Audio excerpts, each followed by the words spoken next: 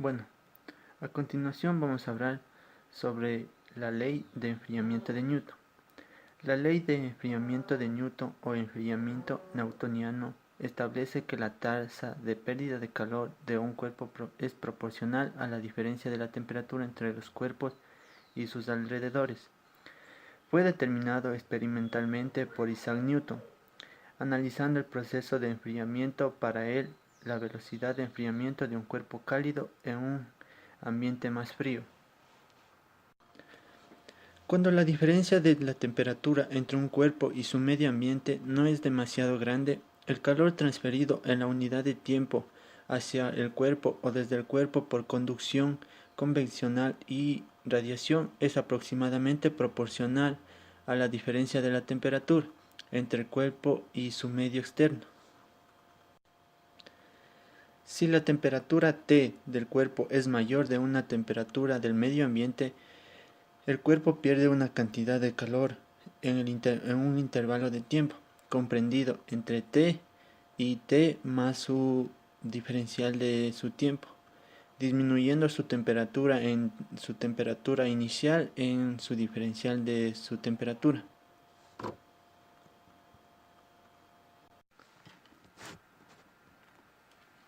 En la actualidad, el enfriamiento newtoniano es utilizado especialmente en modelos climáticos como una forma rápida y computacionalmente menos costosa de calcular la evolución de la temperatura de la atmósfera. Estos cálculos son muy útiles para determinar las temperaturas, así como predicen los acontecimientos de los fenómenos naturales. Medida de calor específico de una sustancia. En la deducción anterior hemos supuesto que el calor específico C no cambia con la temperatura, manteniéndose aproximadamente constante en el intervalo de temperaturas en el que se realiza el experimento. ¿Cómo medir el calor específico? La técnica para medir el calor específico de un líquido o un sólido es 1. Aumentar la temperatura de la sustancia hasta un determinado valor. 2. Introducir la sustancia en un recipiente que contenga agua de masa conocida y temperatura conocida. 3. Medir la temperatura de la combinación cuando se alcanza el equilibrio. Si se supone que el recipiente está bien aislado de manera que no pierda energía en forma de calor ni por ningún otro medio, podemos utilizar un modelo de sistema aislado. A este recipiente se denomina calorímetro. Principalmente, la conservación de la energía.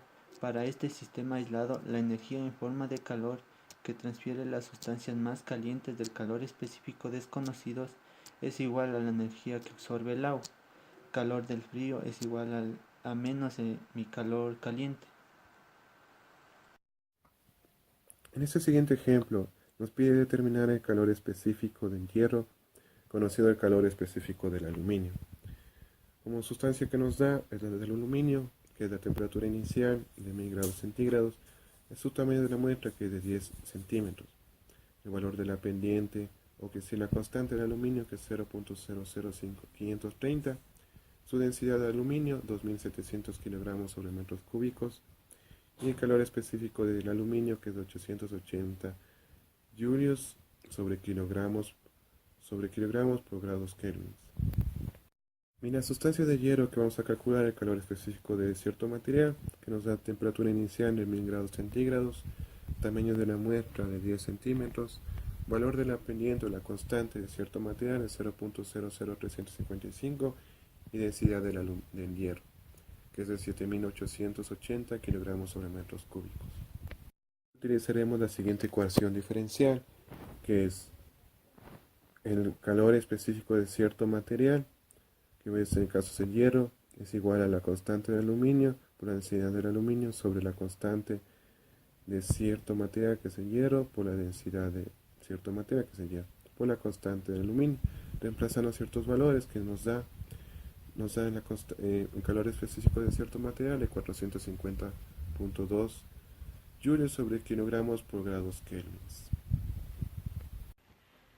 Bueno, a continuación les voy a hablar de un ejemplo muy común de la aplicación de la ley del enfriamiento de Newton, el cual es el siguiente. Dice que Se calienta una placa expuesta al sol. Al considerar una placa de área A y espesor E que está a la temperatura ambiente T sub A y que en un instante dado se expone al sol que ilumina la placa con una intensidad constante de vatios por metros cuadrados, buscamos determinar la evolución de la temperatura T de la placa a medida que transcurre el tiempo.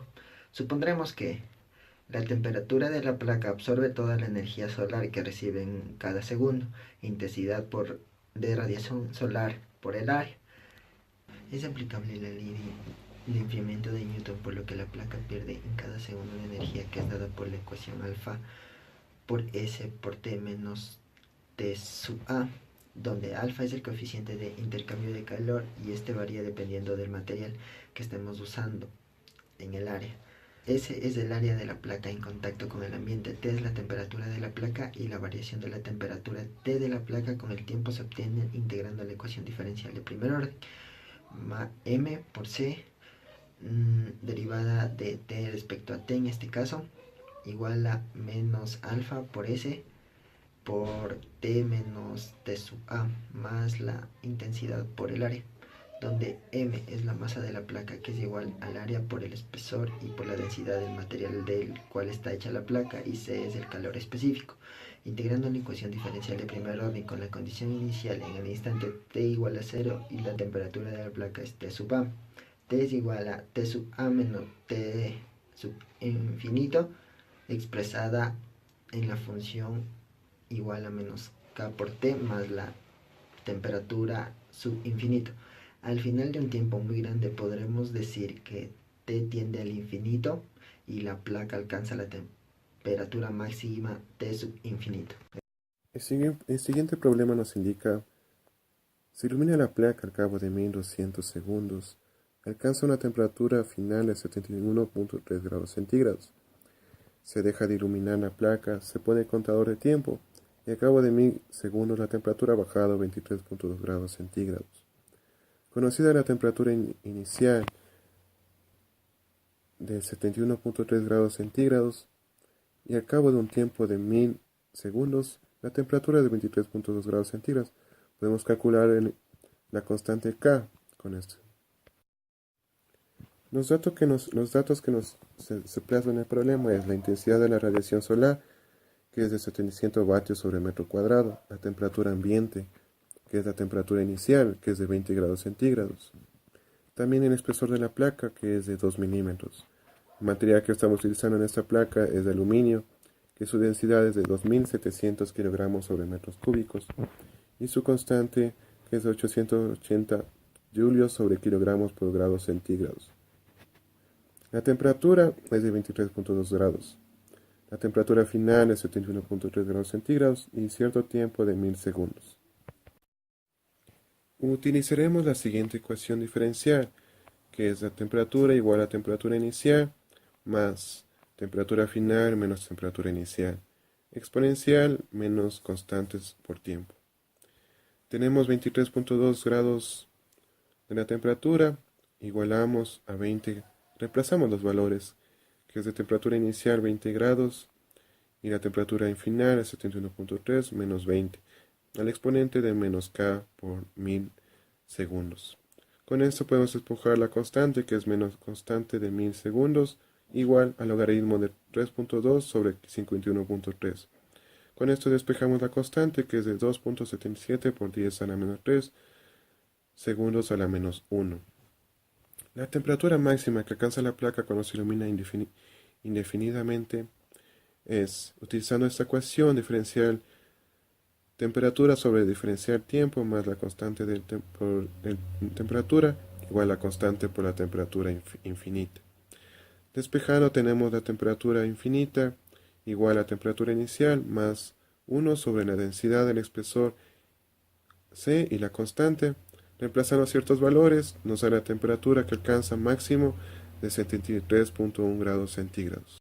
Comentario: cuando la diferencia de temperaturas entre un cuerpo y su medio ambiente no es demasiado grande, el calor transferido de la unidad de tiempo hacia el cuerpo desde el cuerpo por conducción, convección y radiación es aproximadamente proporcional a la diferencia de temperatura entre el cuerpo y el medio exterior. externo. Muchas gracias por su atención.